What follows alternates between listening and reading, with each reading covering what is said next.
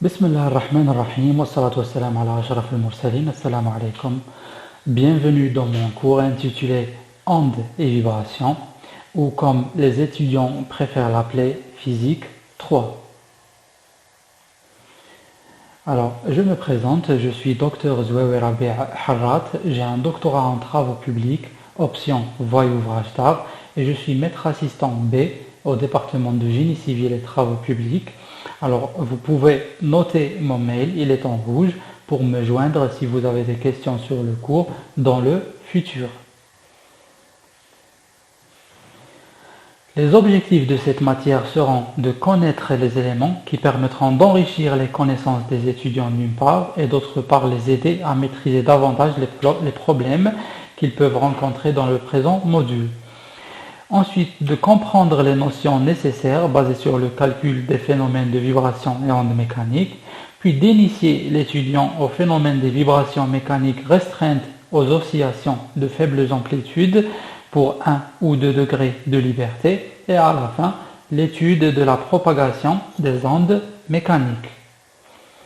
Alors, comme prérequis, on aura besoin de quelques notions que nos étudiants ont déjà vues l'année passée, telles que les mathématiques 2, ça concerne le calcul matriciel, la physique 1, qui est la mécanique du point, et la physique 2, on a vu l'électricité. Alors, les publics cibles sont toutes les promotions de deuxième année ST, que ce soit en génie civil, en génie mécanique, en génie de procédés, en génie électrique. Toutes les promotions passeront par ce module-là. On verra à travers ce cours les chapitres suivants. Alors, le chapitre 1, c'est les généralités sur les vibrations. Alors, on commencera par une introduction. On verra après quelles sont les caractéristiques d'un mouvement oscillatoire, puis on parlera de la notion de degré de liberté. Alors, en ce qui concerne le chapitre 2, ça parle sur les oscillations libres des systèmes à 1 degré de liberté.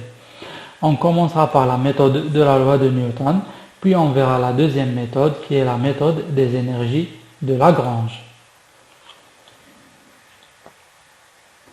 Alors, votre moyenne pour ce cours sera divisé de la manière suivante. Alors, 10% sur la présence et l'assiduité, 15% sur la première interrogation TD, 15% sur la deuxième interrogation TD, donc ça nous fait 40% pour le TD, ce qui nous laisse 60% pour le cours. Alors, tous vos commentaires et vos questions sont les bienvenus.